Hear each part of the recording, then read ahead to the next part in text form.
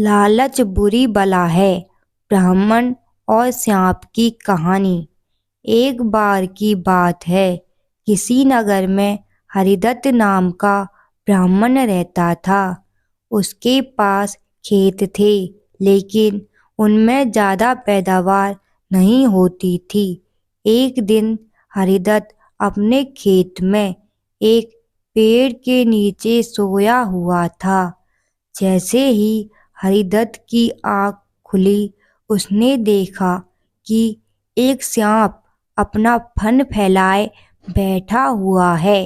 ब्राह्मण को एहसास हुआ कि यह कोई साधारण सांप नहीं है, बल्कि कोई देवता है। ब्राह्मण ने निर्णय लिया कि वह आज से इस देवता की पूजा करेगा। हरिदत्त उठा और कहीं से जाकर दूध ले आया। उसने मिट्टी के बर्तन में सांप को दूध पिलाया। दूध पिलाते समय हरिदत्त ने सांप से क्षमा मांगते हुए कहा कि हे देव, मैं आज तक आपको साधारण सांप समझता रहा। मुझे माफ़ कर दीजिए। अपनी कृपा दृष्टि से मुझे बहुत सारा धन धान्य प्रदान करे प्रभु। ऐसा कहकर हरिदत्त अपने घर वापस आ गया।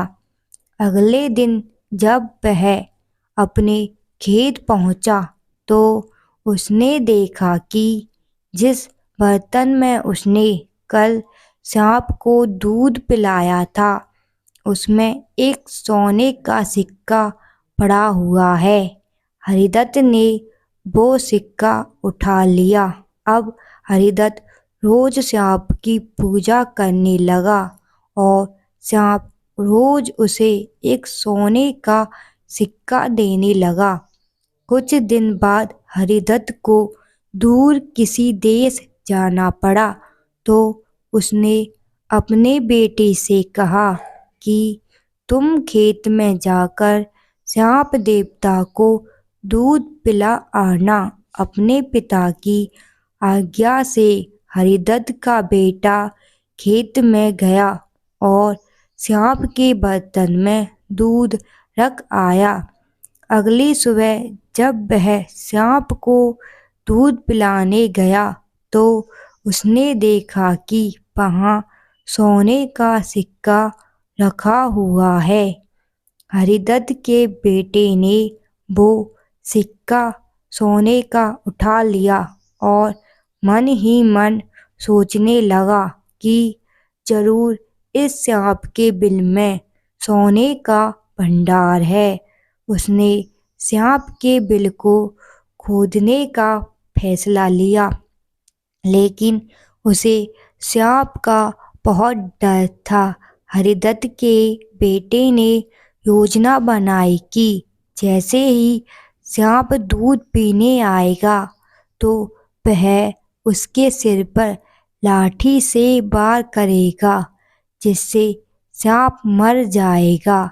सांप के मरने के बाद मैं तसल्ली से बिल खोदूंगा और उसमें से सोना निकालकर अमीर आदमी बन जाऊंगा।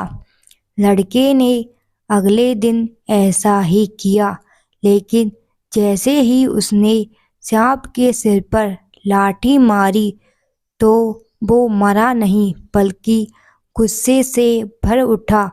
सांप ने क्रोध में लड़के के पैर में अपने विष भरे दांतों से काटा और लड़के की उसी समय मौत हो गई। हरिदत्त जब वापस लौटा, तो उसे यह जानकर बहुत दुख हुआ। इस कहानी से हमें यह सीख मिलती है कि बच्चों, लालच का फल हमेशा बुरा होता है। इसलिए कहते हैं कि कभी लालच नहीं करना चाहिए। हमारे पास जो भी हमें उसी से संतोष करना चाहिए और हमेशा परिश्रम करते रहना चाहिए। अगर हमारी कहानी आपको अच्छी लगी तो लाइक एंड सब्सक्राइब जरूर कीजिए।